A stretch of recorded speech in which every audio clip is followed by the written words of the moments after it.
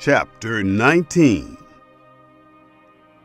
The Levite and his concubine.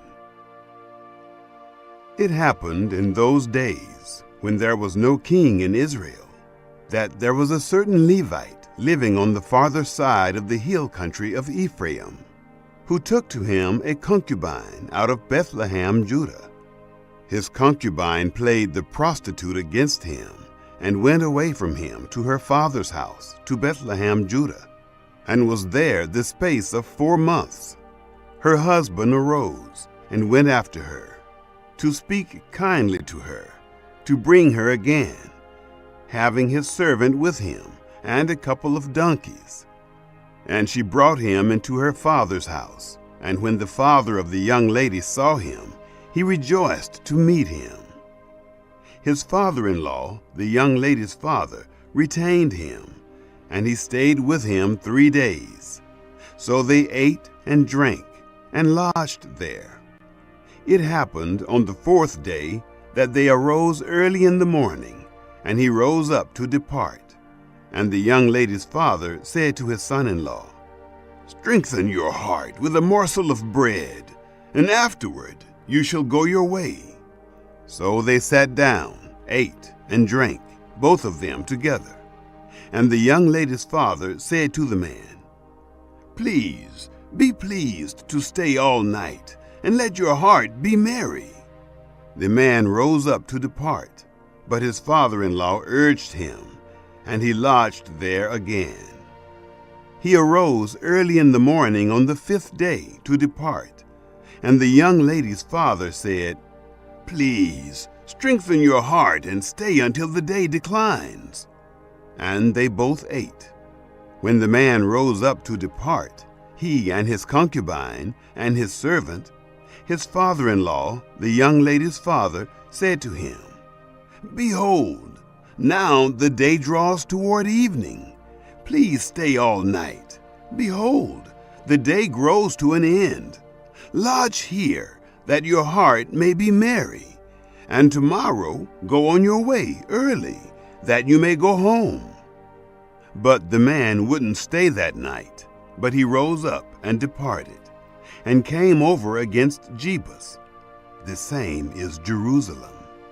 And there were with him a couple of donkeys saddled. His concubine also was with him. When they were by Jebus, the day was far spent, and the servant said to his master, "Please come and let us turn aside into this city of the Jebusites and lodge in it." His master said to him, "We won't turn aside into the city of a foreigner. That is not of the children of Israel, but we will pass over to Gibeah." He said to his servant, "Come and let us draw near to one of these places, and we will lodge in Gibeah or in Ramah." So they passed on and went their way, and the sun went down on them near to Gibeah, which belongs to Benjamin. They turned aside there to go in to lodge in Gibeah, and he went in and set him down in the street of the city, for there was no man who took them into his house to lodge.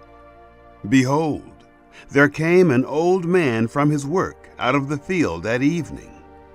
Now the man was of the hill country of Ephraim, and he lived in Gibeah, but the men of the place were Benjamites. He lifted up his eyes and saw the wayfaring man in the street of the city, and the old man said, "Where are you going? Where did you come from?"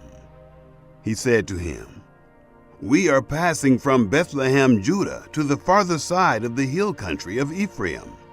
I am from there, and I went to Bethlehem, Judah. I am going to the house of Yahweh, and there is no man who takes me into his house. Yet there is both straw and provender for our donkeys, and there is bread and wine also for me, and for your handmaid, and for the young man who is with your servants. There is no want of anything." The old man said, "Peace be to you. Howsoever, let all your wants lie on me. Only don't lodge in the street." So he brought him into his house, and gave the donkeys fodder, and they washed their feet, and ate and drank. Gibeah's crime. As they were making their hearts merry, behold, the men of the city, certain base fellows, surrounded the house, beating at the door. And they spoke to the master of the house, the old man, saying, "Bring out the man who came into your house, that we may have sex with him." The man, the master of the house, went out to them and said to them, "No, my brothers, please don't act so wickedly, since this man has come into my house. Don't do this folly. Behold, here is my virgin daughter and his concubine. I will bring them out now. Humble them and do with them what seems good to you. But to this man, don't do any such folly." But the men wouldn't listen to him. So the man laid hold of his concubine and brought her out to them, and they had sex with her, and abused her all night until the morning. And when the day began to dawn, they let her go. Then came the woman in the dawning of the day, and fell down at the door of the man's house where her lord was, until it was light. Her lord rose up in the morning, and opened the doors of the house, and went out to go his way. And behold, the woman, his concubine, was fallen down at the door of the house, with her hands on the threshold. He said to her, "Get up, and let us be going." But no one answered. Then he took her up on the donkey, and the man rose up and went to his place. When he was come into his house, he took a knife and laid hold on his concubine, and divided her, limb by limb, into 12 pieces, and sent her throughout all the borders of Israel. It was so that all who saw it said, "There was no such deed done nor seen from the day that the children of Israel came up out of the land of Egypt to this day. Consider it, take counsel, and Chapter 20. The decree of the assembly. Then all the children of Israel went out, and the congregation was assembled as one man, from Dan even to Beersheba, with the land of Gilead, to Yahweh at Mizpah. The chiefs of all the people, even of all the tribes of Israel, presented themselves in the assembly of the people of God, 400,000 footmen who drew sword. Now the children of Benjamin heard that the children of Israel had gone up to Mizpah. The children of Israel said, "Tell us, how did this wickedness happen?" The Levite, the husband of the woman who was murdered, answered, "I came into Gibeah that belongs to Benjamin, I and my concubine, to lodge. The men of Gibeah rose against me and surrounded the house by night. They thought to have slain me, and they forced my concubine, and she is dead. I took my concubine and cut her in pieces, and sent her throughout all the country of the inheritance of Israel, for they have committed lewdness and folly in Israel. Behold, you children of Israel, all of you, give here your advice and counsel." All the people arose as one man, saying, "We will not any of us go to his tent, neither will we any of us turn to his house. But now this is the thing which we will do to Gibeah. We will go up against it by lot, and we will take 10 men of 100 throughout all the tribes of Israel, and 100 of 1,000, and 1,000 out of 10,000, to get food for the people, that they may do, when they come to Gibeah of Benjamin, according to all the folly that they have worked in Israel." So all the men of Israel were gathered against the city, knit together as one man. The tribes of Israel sent men through all the tribe of Benjamin, saying, "What wickedness is this that has happened among you? Now therefore, deliver up the men, the base fellows who are in Gibeah, that we may put them to death, and put away evil from Israel." But Benjamin would not listen to the voice of their brothers, the children of Israel. The children of Benjamin gathered themselves together out of the cities to Gibeah to go out to battle against the children of Israel. The children of Benjamin were numbered on that day out of the cities 26,000 men who drew the sword, besides the inhabitants of Gibeah, who were numbered 700 chosen men. Among all this people there were 700 chosen men left-handed. Everyone could sling stones at a hairbreadth and not miss. The men of Israel, besides Benjamin, were numbered 400,000 men who drew sword. All these were men of war. Civil war against Benjamin. The children of Israel arose and went up to Bethel and asked counsel of God. And they said, "Who shall go up for us first to battle against the children of Benjamin?" Yahweh said, "Judah shall go up first." The children of Israel rose up in the morning and encamped against Gibeah. The men of Israel went out to battle against Benjamin, and the men of Israel set the battle in array against them at Gibeah. The children of Benjamin came forth out of Gibeah and destroyed down to the ground of the Israelites on that day 22,000 men.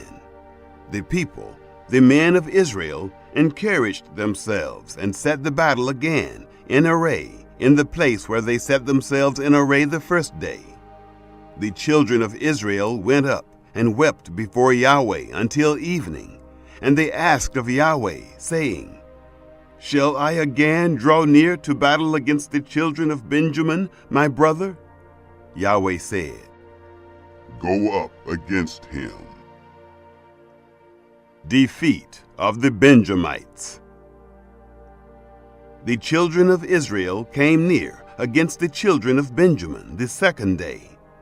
Benjamin went forth against them out of Gibeah the second day, and destroyed down to the ground of the children of Israel again 18,000 men. All these drew the sword. Then all the children of Israel and all the people went up and came to Bethel, and wept, and sat there before Yahweh, and fasted that day until evening. And they offered burnt offerings and peace offerings before Yahweh. The children of Israel asked of Yahweh, for the ark of the covenant of God was there in those days, and Phinehas, the son of Eleazar, the son of Aaron, stood before it in those days, saying, "Shall I yet again go out to battle against the children of Benjamin, my brother, or shall I cease?" Yahweh said, "Go up, for tomorrow I will deliver him into your hand." Israel set ambushes all around Gibeah. The children of Israel went up against the children of Benjamin on the third day, and set themselves in array against Gibeah, as at other times. The children of Benjamin went out against the people, and were drawn away from the city, and they began to strike and kill of the people, as at other times, in the highways, of which one goes up to Bethel, and the other to Gibeah, in the field, about 30 men of Israel. The children of Benjamin said, "They are struck down before us, as at the first." But the children of Israel said, "Let us flee, and draw them away from the city to the highways." All the men of Israel rose up out of their place, and set themselves in array at Baal Tamar. And the ambushers of Israel broke forth out of their place, even out of Maareh-Geba. There came over against Gibeah 10,000 chosen men out of all Israel, and the battle was severe, but they didn't know that evil was close on them. Yahweh struck Benjamin before Israel, and the children of Israel destroyed of Benjamin that day 25,100 men. All these drew the sword. So the children of Benjamin saw that they were struck, for the men of Israel gave place to Benjamin, because they trusted the ambushers whom they had set against Gibeah. The ambushers harried and rushed on Gibeah, and the ambushers drew themselves along and struck all the city with the edge of the sword. Now the appointed sign between the men of Israel and the ambushers was that they should make a great cloud of smoke rise up out of the city. The men of Israel turned in the battle, and Benjamin began to strike and kill of the men of Israel about 30 persons. For they said, "Surely they are struck down before us, as in the first battle."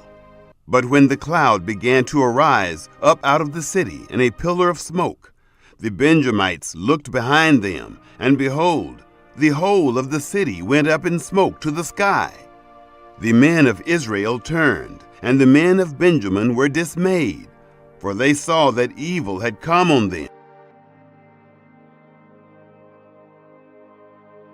They turned their backs before the men of Israel to the way of the wilderness. But the battle followed hard after them, and those who came out of the cities destroyed them in its midst. They surrounded the Benjamites, chased them, and trod them down at their resting place, as far as over against Gibeah toward the sunrise. There fell of Benjamin 18,000 men.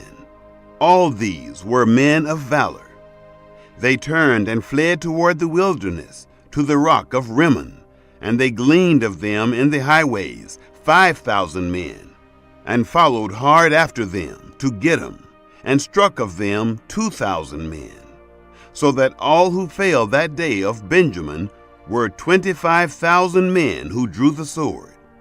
All these were men of valor. But 600 men turned and fled toward the wilderness, to the rock of Rimmon, and stayed in the rock of Rimmon 4 months. The men of Israel turned again on the children of Benjamin, and struck them with the edge of the sword, both the entire city and the livestock, and all that they found. Moreover, all the cities which they found they set on. Chapter 21. Mourning the tribe of Benjamin. Now the men of Israel had sworn in Mizpah, saying, "There shall not any of us give his daughter to Benjamin as wife." The people came to Bethel and sat there until evening before God, and lifted up their voices and wept severely. They said, "Yahweh, the God of Israel, why has this happened in Israel, that there should be today one tribe lacking in Israel?" It happened on the next day that the people rose early and built there an altar and offered burnt offerings and peace offerings. The children of Israel said, "Who is there among all the tribes of Israel who didn't come up in the assembly to Yahweh?" For they had made a great oath concerning him who didn't come up to Yahweh to Mizpah, saying, "He shall surely be put to death." The children of Israel grieved for Benjamin their brother, and said, "There is one tribe cut off from Israel this day. How shall we provide wives for those who remain, since we have sworn by Yahweh that we will not give them of our daughters to wives?" Provision for Benjamin's survival. They said, "What one is there of the tribes of Israel who didn't come up to Yahweh to Mizpah?" Behold, there came none to the camp from Jabesh Gilead to the assembly. For when the people were numbered, behold, there were none of the inhabitants of Jabesh Gilead there. The congregation sent there 12,000 men of the most valiant, and commanded them, saying, "Go and strike the inhabitants of Jabesh Gilead with the edge of the sword, with the women and the little ones. This is the thing that you shall do. You shall utterly destroy every male and every woman who has lain with a man." They found among the inhabitants of Jabesh Gilead 400 young virgins, who had not known man by lying with him. And they brought them to the camp to Shiloh, which is in the land of Canaan.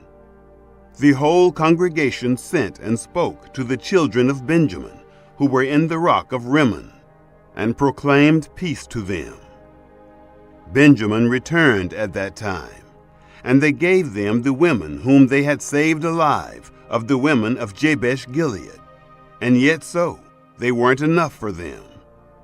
The people grieved for Benjamin, because that Yahweh had made a breach in the tribes of Israel. Then the elders of the congregation said, "How shall we provide wives for those who remain, since the women are destroyed out of Benjamin?" They said, "There must be an inheritance for those who are escaped of Benjamin, that a tribe not be blotted out from Israel. However, we may not give them wives of our daughters, for the children of Israel had sworn, saying, 'Cursed is he who gives a wife to Benjamin.'" They said, "Behold, there is a feast of Yahweh from year to year in Shiloh, which is on the north of Bethel, on the east side of the highway that goes up from Bethel to Shechem, and on the south of Lebonah." They commanded the children of Benjamin, saying, "Go and lie in wait in the vineyards, and see, and behold, if the daughters of Shiloh come out to dance in the dances, then come out of the vineyards, and each man catch his wife of the daughters of Shiloh, and go to the land of Benjamin. It shall be, when their fathers or their brothers come to complain to us, that we will say to them, 'Grant them graciously to us, because we didn't take for each man his wife in battle, neither did you give them to them. Otherwise you would now be guilty.'" The children of Benjamin did so, and took them wives, according to their number, of those who danced, whom they carried off. They went and returned to their inheritance, built the cities, and lived in them. The children of Israel departed there at that time, every man to his tribe and to his family, and they went out from there, every man to his inheritance. In those days there was no king in Israel. Every man did that which was right in his own eyes.